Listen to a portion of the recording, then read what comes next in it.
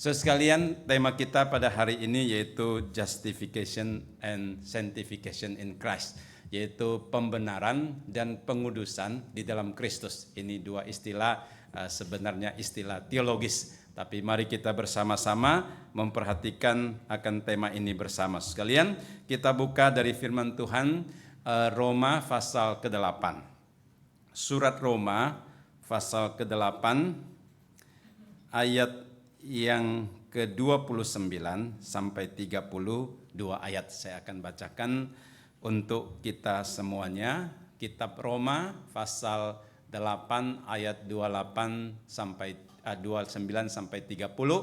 Demikian bunyinya, sebab semua orang yang dipilihnya dari semula, mereka juga ditentukannya dari semula untuk menjadi serupa dengan gambaran anaknya, supaya ia anaknya itu menjadi yang sulung di antara banyak orang. Dan mereka yang ditentukannya dari semula, mereka itu juga dipanggilnya. Dan mereka yang dipanggilnya, mereka itu juga dibenarkannya. Dan mereka yang dibenarkannya, mereka itu juga yang dimuliakannya. Satu lagi Efesus pasal yang ke-1 atau pertama, ayat 1 sampai ke-4. Dikatakan dari Paulus, Rasul Kristus Yesus oleh kehendak Allah, kepada orang-orang kudus di Efesus, orang-orang percaya di dalam Kristus Yesus, kasih karunia dan damai sejahtera dari Allah Bapa kita dan dari Tuhan Yesus Kristus menyertai kamu. Terpujilah Allah dan Bapa Tuhan kita Yesus Kristus, yang dalam Kristus telah mengaruniakan kepada kita segala berkat rohani di dalam surga, sebab di dalam Dia Allah telah memilih kita sebelum dunia dijadikan, supaya kita kudus dan tidak bercacat di hadapannya. Sampai di sana kita membaca firman Tuhan. Sekalian, dulu ada satu kisah, ada satu cerita ya, mengatakan seorang laki-laki dia pingin sekali pergi ke Amerika dan bekerja di Amerika. Tetapi sekalian, setiap kali dia mengajukan visa itu selalu ditolak. Ya, dapat visa Amerika itu tidak gampang gitu kan. 1 kali, 2 kali, sekalian sampai 5 kali tetap ditolak. Yang ke-6 kali dia tetap coba sekalian. Nah, waktu pengajuan visa itu sekalian rupanya itu cukup panjang juga, dan di depan daripada si orang laki-laki itu adalah seorang pendeta. Lalu kemudian dia juga pakai baju pendeta untuk mengajukan visa. Rupanya sekalian baju pendeta itu ada fungsinya juga. dan rupanya dia itu lebih gampang mendapatkan visa itu, tidak sulit langsung dapat. Lalu giliran dia di belakang langsung ditolak sekalian. Wah, sedikit kecewa sekalian. Tetapi dia mengajukan ke-7 kali dengan pemikiran sekalian, kalau saya pakai baju pendeta mungkin diterima. Dan akhirnya sekalian benar, dia beli baju pendeta dan kemudian dia pergi mengajukan visa sekalian, dan benar sekalian diterima ya, dan dia dapat visa ke Amerika. Dan akhirnya setiap kali sekalian dia keluar masuk Amerika itu, dia selalu pakai baju pendeta, dan imigrasi pun jauh lebih gampang urusannya sekalian. Nah sekalian, pada satu kali dia keluar daripada kantor imigrasi itu dan ketemu dengan seorang teman lamanya yang sudah lama tidak ketemu. Waktu ketemu temannya itu kaget. Dia bilang, wah, kamu sudah jadi pendeta gitu ya, karena dulu dia suka bohong gitu kan, dan ketahuan. Dia kaget, kamu sudah jadi pendeta? Dia bilang, iya sudah jadi pendeta. Oh, karena dia baju pendeta kan nggak berani tolak. Lalu dia bilang, kamu melayani di mana? Oh, di PIK yang agak ujung-ujung gitu yang di PIK ya. Lalu kemudian, oh ya sudah berapa? Ya udah 3 tahun, 3-4 tahun pertama gitu ya. Lalu kemudian si temannya itu bilang, oh bagus-bagus, kalau gitu boleh nggak saya undang kamu khotbah di tempat saya, karena gereja saya masih kurang pembicara. Boleh nggak kamu khotbah di tempat saya? dia susah jawab ini harus gimana gitu ya. Maksudnya, lalu kemudian yang terima kasih. Katanya jadwal saya itu sudah penuh, jadwalnya udah penuh katanya ya. Jadi nggak bisa isi lagi, dan sebelum sambung kalimat berikutnya dia pun cepat-cepat lari, takut ya diatur lagi waktu yang lain. Nah, saudara sekalian, lalu kemudian cerita itu mengatakan bahwa seorang pendeta itu tidak tergantung kepada bajunya. Ya, walaupun baju itu penting ya, tapi tidak tergantung kepada bajunya ya, tetapi tergantung kepada panggilan Tuhan atas orang itu. Apakah menjadi hamba Tuhan secara full time dan full heart juga untuk melayani Tuhan. Nah, itu tergantung kepada kekayaan konten rohani yang ada di dalam dirinya. Apakah dia itu bisa menjadi seorang hamba Tuhan atau tidak. Nah, tidak ditentukan oleh luarnya semata-mata. Demikian juga dikatakan menjadi orang Kristen tidak hanya dilihat dari luarnya sekalian. Seringkali kita penampilan ya seperti orang Kristen, bawa Alkitab dan KTP-nya ditulis Kristen gitu kan. Kemudian pakai salib sekalian, ada juga tato di sini salib ya, agak jarang ya, tato di lain masih ya. So sekalian, itu secara penampilan luar itu belum tentu menjamin bahwa dia itu adalah orang Kristen yang sesungguhnya. Menjadi murid Kristus, anak Tuhan, itu adalah orang yang benar-benar hidupnya sudah berdamai dengan Allah, yang memiliki satu relasi yang dekat dengan Allah. Kita mengatakan yang sudah dilahir barukan, yang memiliki kehidupan surgawi, yang memiliki karakter Kristus di dalamnya. Nah, itu adalah Kristen sejati, dan itu disebut dengan kualitas rohani. Sekalian, untuk melihat apakah kita ini sungguh ya sudah di dalam Tuhan, nah itu diukur dari kualitas rohani ini, apakah benar selama ini hidup kita itu sudah berelasi, interaksi benar dengan Tuhan. Sekalian, kalau kualitas ini bagus, kehidupan Kristen kita pasti sehat. Kalau kualitas rohani ini sehat, maka kita pasti bisa bertumbuh, bersemangat, dan berbuah. Jadi kalau ada orang Kristen disebut KTP, nah kemungkinan itu kualitasnya itu belum baik. Atau kemungkinan dia belum benar-benar menjadi orang Kristen yang sejati, yang perlu dilahirkan kembali di dalam Tuhan. Nah, hari ini kita merenungkan dua topik kecil tentang pembenaran dan pengudusan.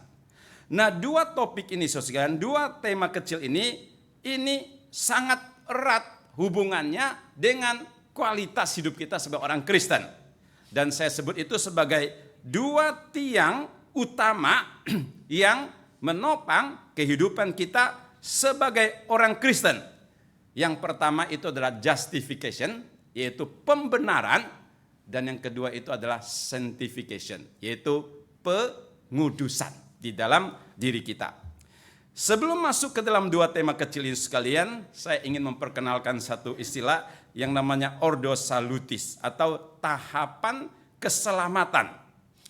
Sekalian, Tuhan merancangkan keselamatan bagi kita di dalam satu rancangan yang sangat sempurna dan sangat aman bagi kita. Nah, sehingga mulai dari kita percaya kepada Tuhan, sampai kita mengalami pertumbuhan, sampai kita masuk ke dalam kemuliaan Tuhan, ini ada satu rangkaian proses yang telah Tuhan setting untuk mengamankan, membimbing kita sampai kita menuju kepada sasaran, masuk ke dalam kemuliaan Tuhan itu.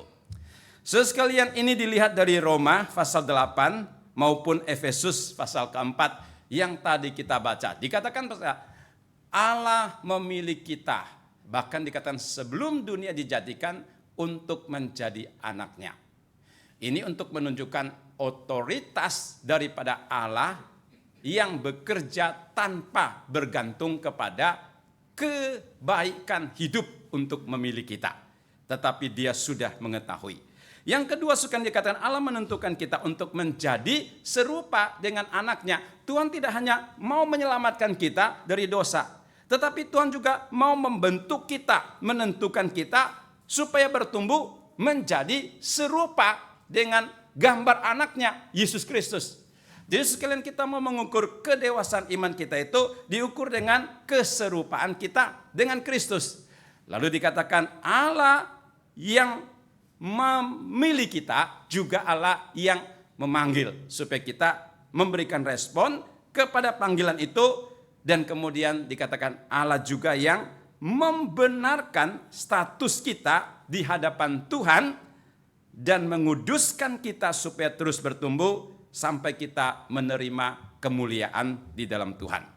Sekalian, ini disebut dengan proses atau satu ordo tahapan keselamatan di mana kita dibimbing, dipelihara oleh Tuhan sampai menuju kepada kesempurnaan. Dan pada hari ini secara khususnya kita berpikir tentang pembenaran, yaitu poin yang keempat. Dan poin yang kelima, dan pengudusan di dalam Tuhan. Roma 8 ayat 30 di sana dikatakan, dan mereka yang ditentukan Allah dari semula, mereka itu juga yang dipanggil Allah. Dan mereka yang dipanggil Allah, mereka itu juga yang dibenarkan. Dan mereka yang dibenarkan, mereka itu juga yang dimuliakan. Alkitab di atas jelas memberitahukan kepada kita bahwa mereka yang dipanggil oleh Tuhan, mereka itu juga yang dibenarkan. Dan mereka yang dibenarkan, mereka juga akan dimuliakan oleh Tuhan. Jadi pembenaran di dalam Kristus itu merupakan satu bagian penting di dalam proses kehidupan kita bersama dengan Tuhan dan di dalam Tuhan. Sekalian, apa makna daripada pembenaran ini? Ya, justification ini, apakah maknanya? Dalam bahasa Yunani disebut dikaio atau dikaiosune, dibenarkan, pembenaran sekalian. Seorang teolog yang bernama Charles Holt sekalian, dia mengatakan demikian. Pembenaran itu adalah satu tindakan kasih karunia atau anugerah dari Tuhan yang bersifat gratis atau cuma-cuma, di mana Tuhan mengampuni segala dosa kita dan menerima kita sebagai orang benar di dalam pandangan Tuhan hanya karena, nah kalimat ini penting ya, hanya karena kebenaran Kristus yang diperhitungkan kepada kita dan diterima, kita menerima itu dengan sepenuh iman. Dari definisi ini ada beberapa hal yang perlu kita perhatikan. Bahwa pembenaran, kita menjadi orang yang benar di hadapan Tuhan, itu semata-mata adalah tindakan anugerah atau semata-mata adalah anugerah Tuhan yang tanpa tergantung perbuatan baik kepada kita. Dengan cara apa? Mengampuni dosa kita, menghapus, menebuskan, menghilangkan semua dosa kita, kemudian menerima kita sebagai orang benar. Artinya status kita bukan lagi orang berdosa, bersalah di mata Tuhan, tetapi dibenarkan di hadapan Tuhan. Dan dikatakan kebenaran ini adalah merupakan kebenaran Kristus yang diperhitungkan kepada kita. Artinya sekalian, Kristus adalah pribadi yang tidak berdosa. Nah, status Kristus ini yang diperhitungkan kepada kita karena kita menerima Dia. Karena dosa kita diampuni Dia. Dan karena kita menyatu hidup kita itu dengan Kristus. Jadi bagaimana Allah Bapa memandang Yesus Kristus tidak ada dosa. Karena Yesus memang tidak berdosa. Orang benar. Nah demikian juga Allah memandang kita sebagai orang benar di dalam Kristus karena kita menyatu, bersatu dengan Kristus. Jadi bukan karena kita bisa sampai satu titik tanpa dosa hidup kita sehingga kita benar di hadapan Tuhan.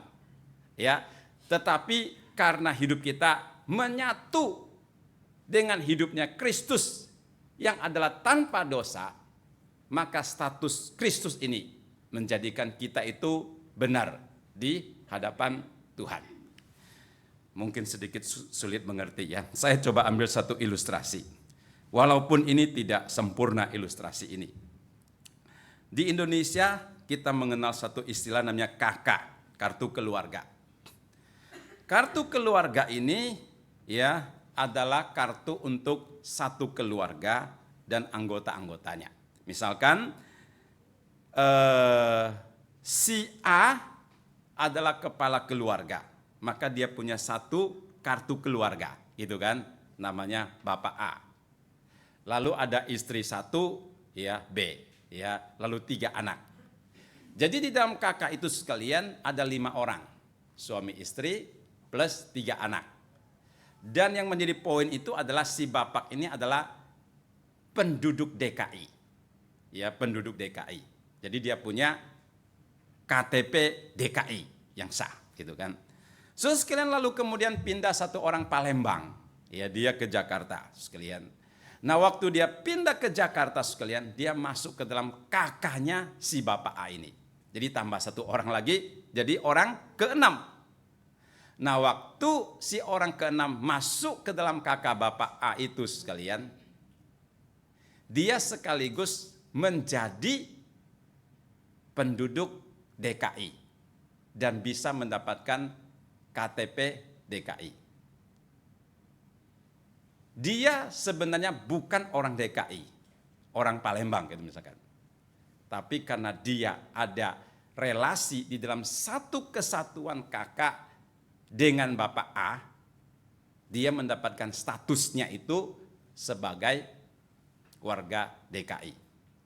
Karena penyatuan dengan si Bapak A itu. Sekalian pembenaran di dalam Alkitab itu adalah pengertian demikian. Karena hidup kita berada di dalam Kristus, menyatu dengan Kristus, sehingga Allah memandang, melihat kita itu sebagai manusia benar di mata Tuhan. Beberapa hal yang perlu diperhatikan tentang pembenaran ini merupakan satu pernyataan hukum yang membenarkan seseorang yang berkaitan dengan masalah hukum. Jadi sebenarnya pembenaran ini adalah satu istilah hukum, ya, yang mengartikan orang itu sebenarnya itu melanggar kesalahan. Di hadapan hukum, di hadapan Allah, dia itu harus mendapatkan penghukuman. Tetapi penghukuman ini dihapuskan. Nah ini pembenaran. Ini merupakan satu tindakan sekali sesaat di dalam momen tertentu dan hanya satu kali secara sempurna di dalam hidup kita. Jadi pembenaran ini tidak terjadi berulang-ulang tahun ini, tahun depan lagi, enggak. Tetapi satu kali, yaitu sejak kita percaya, terima, diampuni, kita dibenarkan, dilegalkan satu kali untuk seterusnya. Jadi tidak perlu diulang-ulang lagi pembenaran kita di hadapan Tuhan. Dan merupakan kebenaran Kristus yang diperhitungkan kepada kita, bukan karena tingkah laku kebaikan kita. Sekalian, ini merupakan satu kebenaran rohani dan juga merupakan satu bagian kebenaran dari keselamatan yang Tuhan sediakan bagi kita yang sangat berharga sekali. Sekalian, hari ini yang perlu kita perhatikan adalah hasil dampak daripada pembenaran dari Allah dalam hidup kita dan bagaimana relasi kita dengan Tuhan. Di dalam surat Roma pasal yang kelima, sekalian, dari ayat yang pertama sampai ke-11, ada 2 poin yang akan kita perhatikan, hasil pembenaran kita di dalam Kristus. Ayat yang pertama dikatakan, sebab itu kita yang dibenarkan karena iman, kita hidup dalam damai sejahtera dengan Allah oleh karena Tuhan kita Yesus Kristus. Pembenaran ini sekalian menghasilkan dampak di dalam hidup kita sehingga kita itu bisa berdamai dengan Kristus. Artinya sebelum kita dibenarkan hidup kita di mata Tuhan, kita itu adalah musuh Tuhan, Alkitab mengatakan. Karena kita memberontak dan kita hidup di dalam dosa. Kita itu sebagai musuhnya Tuhan. Seperti Adam dan Hawa, waktu dia ada di Taman Eden sekalian, sebelum jatuh ke dalam dosa, dia adalah sahabatnya Tuhan. Tetapi setelah dia jatuh ke dalam dosa, dia takut bertemu dengan Tuhan. Karena dosa telah memutuskan relasi itu. Adam menjadi musuhnya Tuhan.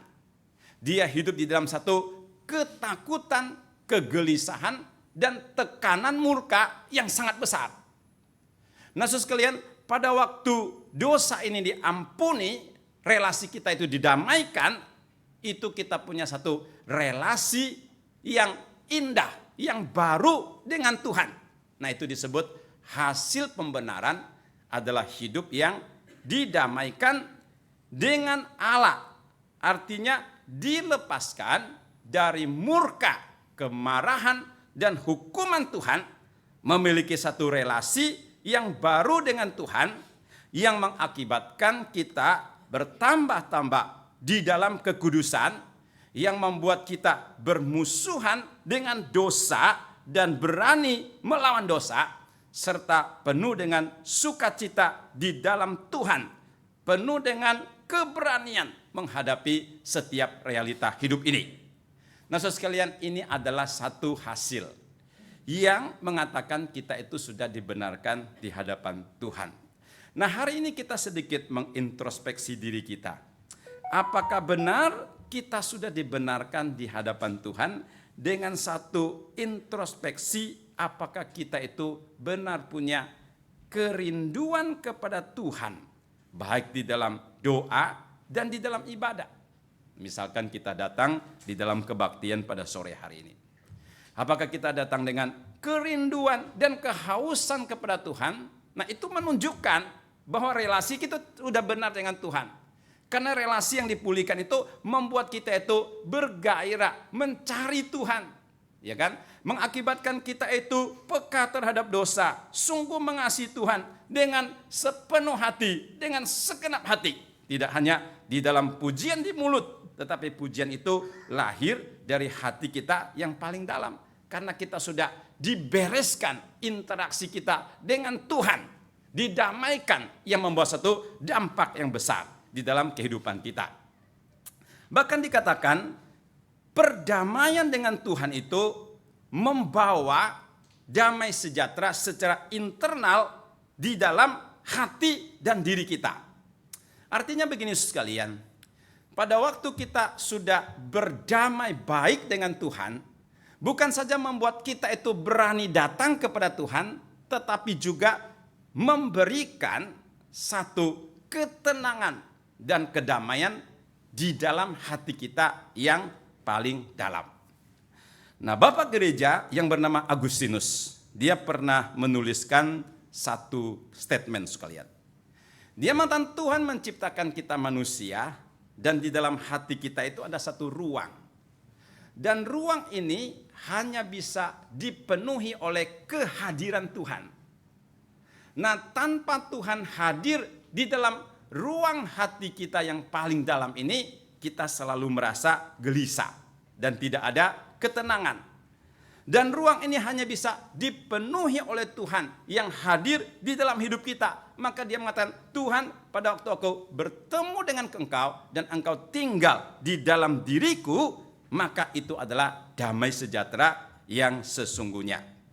Pada hari ini hidup kita dibenarkan di hadapan Tuhan sekalian, tidak hanya berdampak kita mencari Tuhan, tetapi juga membawa satu yang disebut dengan kedamaian internal di dalam hati kita. Hal yang kedua sekalian, ayat yang kedua dikatakan demikian, oleh Dia, oleh Kristus, kita juga beroleh jalan masuk oleh iman kepada kasih karunia itu. Di dalam kasih karunia ini kita berdiri dan kita bermegah di dalam pengharapan akan menerima kemuliaan Allah.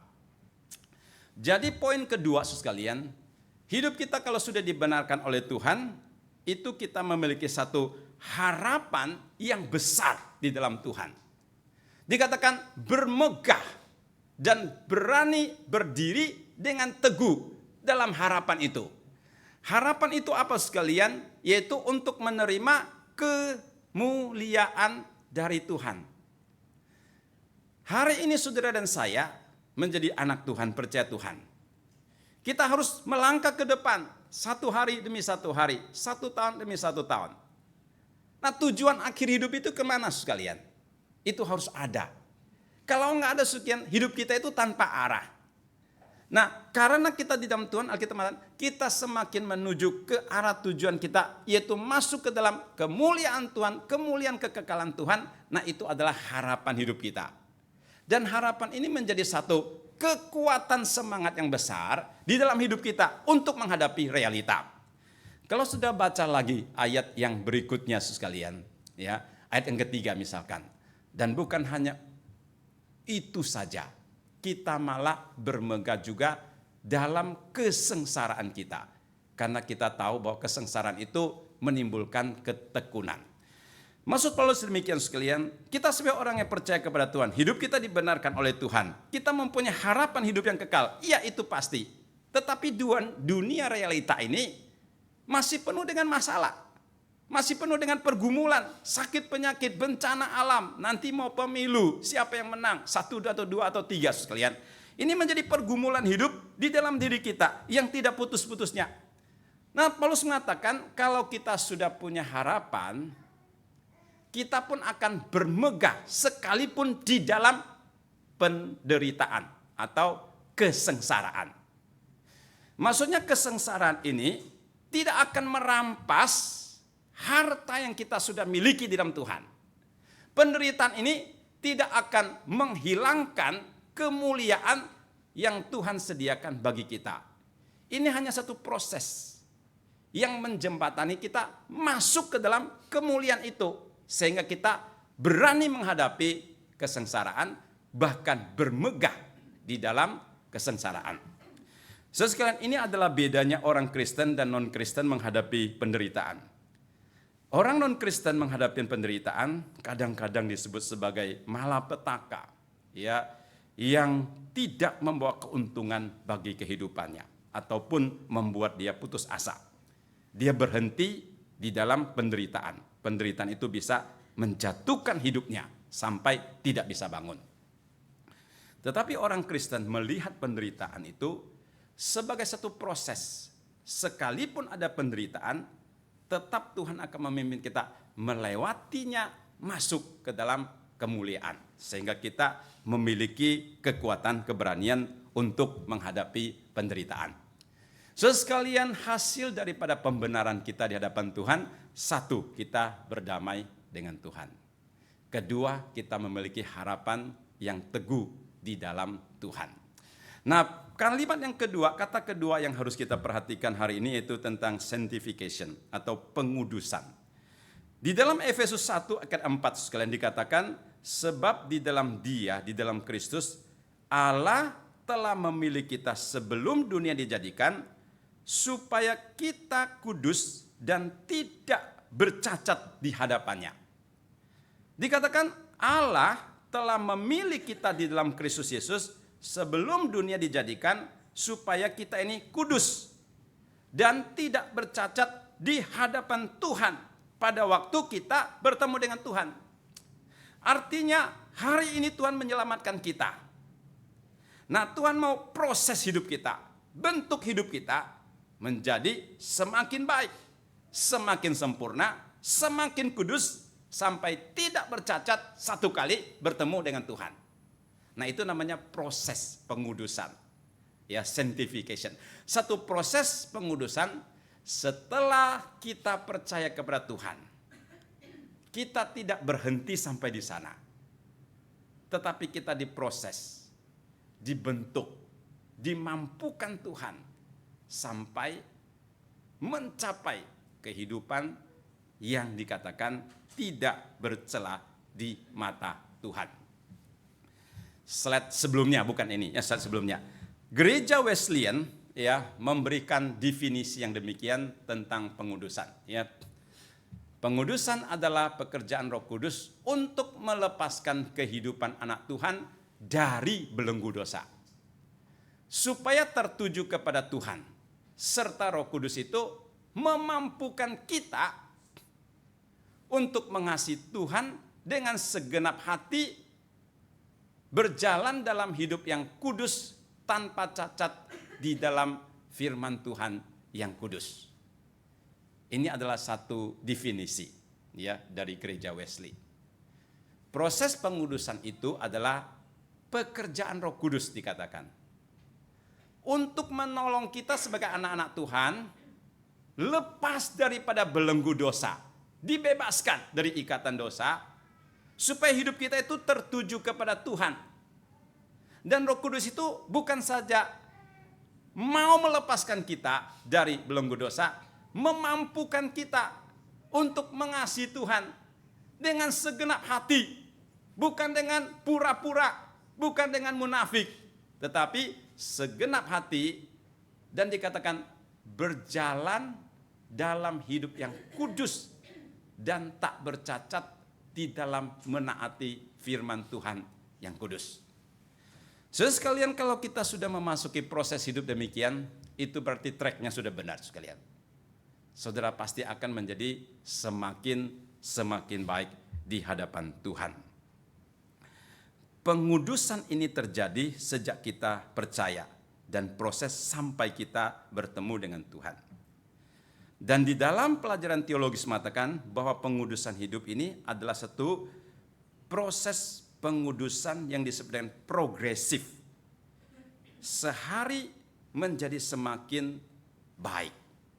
Sehari berjalan dengan Tuhan semakin dekat, semakin bertumbuh di dalam anugerah, dan semakin punya ketaatan yang sempurna kepada Tuhan dan kepada firman Tuhan. Nah, ini adalah satu proses pengudusan yang Tuhan kerjakan di dalam hati kita. Jadi kalau kita mau ukur apakah kita mengalami proses pengudusan ini, nah diukur apakah kita punya ketaatan yang semakin mendalam kepada Tuhan dan firman Tuhan. Proses pengudusan ini juga membutuhkan ya satu komitmen dari diri kita. Kita rela mempersembahkan diri kita sebagai persembahan yang hidup, yang kudus, yang berkenan kepada Allah, yang selalu beriman kepada Dia. Bukan saja Roh Kudus yang bekerja, tetapi juga ada penyerahan diri, komitmen yang besar di dalam diri kita untuk menuntut, untuk maju, untuk berusaha, untuk berjuang. Sekalian, keselamatan itu absolut adalah anugerah Tuhan, tanpa ada usaha kita. Tetapi pengudusan itu, kedewasaan itu adalah proses yang dikerjakan Roh Kudus yang harus disertai dengan usaha, komitmen kita di dalamnya. Nah, baru kita bisa mengalami apa yang disebut dengan pendewasaan, progres pertumbuhan ini. Dan akan membawa kita kepada satu kehidupan yang sangat indah. Saudara sekalian, di daerah Sentul ada satu panti rehab yang namanya Breakthrough sekalian. Kalau yang belum pernah pergi, boleh sekali-sekali ya, tim misi kita, penjangkauan kita ya, boleh buat tim ke sana untuk pelayanan, mengunjungi juga.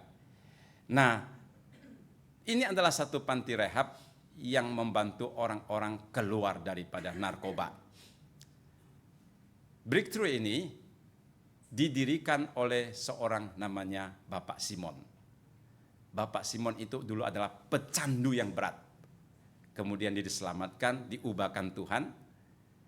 Dia mengerti pergumulan orang-orang yang kena candu itu, maka dia bangun. Ini panti rehab ini. Jadi dia akan menolong mereka yang kena candu ini. Saudara sekalian, satu kali saya pernah ketemu dengan salah satu rekan ataupun sahabat daripada panti rehab itu ini sekalian.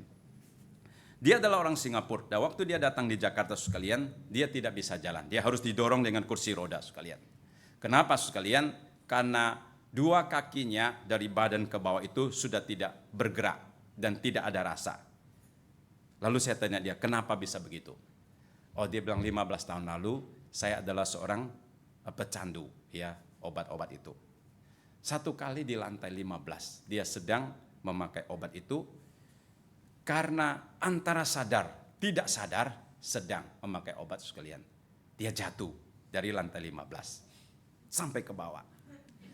Lalu kan dia langsung dibawa ke rumah sakit 40 hari tidak sadarkan diri. 1 bulan tambah 10 hari tidak sadarkan diri. 10 bulan baru keluar dari rumah sakit. Nah, waktu dia keluar dari rumah sakit sekalian, setengah badannya ke bawah itu sudah mati rasa. Karena mungkin jatuhnya begitu ya sekalian. Tetapi dari setengah ke atas sekalian itu masih oke. Hitung duit atau lihat duit masih jelas sekalian. Nah, itu masih jelas ya pikirannya. So sekalian, setelah dia keluar rumah sakit harus didorong dengan kursi roda. Sampai di rumah dia merasa sekalian hidupnya itu seolah-olah tidak ada harapan. Teman-temannya juga tinggalkan dia, orang tuanya juga kurang perhatikan dia karena tidak bisa berjalan. 2 kaki harus didorong orang sekalian. Dia merasa hidup ini gelap, jalan depan begitu sulit dan mukanya itu selalu muram. Tapi pada satu hari ada seorang pendeta datang membesuk dia. Setelah ngomong begitu panjang sekalian, pendeta itu mengatakan, Tuhan mengasihi saudara. Apakah engkau mau percaya terima Tuhan? Dia akan mengampuni dosamu dan memberikan kamu kekuatan yang baru. Nah, dia bertanya, pendeta, kamu enggak salah ngomong. Ya, kalau Tuhan mengasihi orang baik, berpendidikan, status tinggi, ya berilmu tinggi, itu mungkin. Tapi kalau Tuhan mengasihi saya, ini orang yang rusak, apalagi setengah badan nggak bisa gerak, mana mungkin katanya, nggak mungkin. Nah, lalu kemudian pendeta itu bilang, saudara sekalian, karena kita ini tidak baik, maka Allah harus datang ke dalam dunia. Tuhan mengatakan bukan orang sehat butuh dokter, tetapi orang sakit. Di dalam dunia ini kalau ditemukan satu orang tidak ada dosa benar, Tuhan tidak perlu datang. Karena seisi dunia berada di dalam dosa, kamu dan saya tidak baik di mata Tuhan. Tidak ada sesuatu yang baik dari kita. Tetapi karena anugerah Tuhan, Dia mau selamatkan kita, lepaskan kita dari hidup yang lama. Dan akhirnya orang ini percaya kepada Tuhan. Sekarang setelah percaya kepada Tuhan, bukan berarti 2 kakinya langsung bisa jalan. Bukan, berarti dia langsung bisa lompat. Tetap sama sekian, 2 kaki tidak bisa jalan. Tetapi hatinya diubahkan, pikirannya diubahkan. Dia penuh dengan sukacita, penuh iman, semangat. Dan dia terus diubahkan oleh Tuhan, melepaskan kebiasaan, ya obat terlarang itu. Sekalian, dulu yang keras menjadi lembut, yang memberontak menjadi orang yang taat. Dan dia itu diubahkan Tuhan menjadi semakin baik. Sampai dia penuh dengan iman dan sukacita, pergi ke berbagai tempat untuk melayani Tuhan dan menghasilkan buah pelayanan di dalam Tuhan. Ini yang disebut dengan pengudusan, pendewasaan, sampai kemudian hidup kita itu bisa menghasilkan buah di dalam Tuhan. Di dalam kebaktian 2 tadi sekalian, saya berkata kepada jemaat sekalian, apakah hidup kita setelah percaya Tuhan itu ada berubah? Atau pernahkah kita mengevaluasi diri sekalian? Satu hari saya menjadi lebih baik. Nah, sekalian, itu menunjukkan kita sedang ada di dalam pengudusan. Tapi dari dulu sampai sekarang tetap sama. Nah, berarti tidak ada kemajuan. Tetapi hari ini berbeda dengan kemarin, itu berarti kita ada kemajuan, pembaharuan. Dan siapakah orang yang paling tahu tentang perubahan hidup kita? Ya, orang rumah kita. Suami kita, istri kita, anak kita, orang yang dekat dengan kita, yang paling bisa merasakan, melihat perubahan di dalam hidup kita, yang menjadikan kita itu bisa hidup berbuah bagi Tuhan. Dan itulah akibat fungsi dari pengudusan ini. Sekalian, 2 term yang kita pelajari hari ini, justification, pembenaran itu adalah status legal kita dibenarkan di mata Tuhan. Tetapi pengudusan itu ada transformasi. Hidup kita itu terus diubahkan oleh Tuhan. Yang kedua, saudara sekalian, justification itu satu kali terjadi. Dan itu sudah absolut di hadapan Tuhan. Tetapi pengudusan itu terjadi setiap hari sampai kita bertemu dengan Tuhan. Yang ketiga, saudara sekalian, pembenaran itu adalah berbasik kepada karya keselamatan Tuhan di kayu salib. Tetapi pengudusan itu adalah satu proses hidup yang menuju kepada gaya hidup yang Yesus berikan kepada kita. Kalau Yesus bisa mengasihi orang, kita juga harus bisa mengasihi. Karena itu ada pattern, ya. Itu adalah merupakan pedoman hidup kita. Semakin serupa dengan Tuhan, itu adalah satu proses pengudusan yang mendewasakan kita di dalam Tuhan. Mari kita berdoa. Bapa kami yang bertata di dalam surga, kami datang ke hadirat-Mu Tuhan untuk mengucapkan syukur karena karya-Mu yang besar di dalam hidup kami, menyelamatkan kami, menguduskan dan membenarkan kami. Yang tidak bisa kami lakukan dengan kekuatan kami, tetapi Tuhan sudah lakukan bagi kami di kayu salib. Tuhan, kami mau serahkan diri kami dalam tangan-Mu untuk terus disempurnakan, diubah, ditopang Tuhan, sehingga rupa dari gambar anak Allah menjadi nyata di dalam setiap aspek hidup kami. Dengarlah doa permohonan kami Tuhan. Dalam nama Tuhan Yesus kami berdoa. Amin.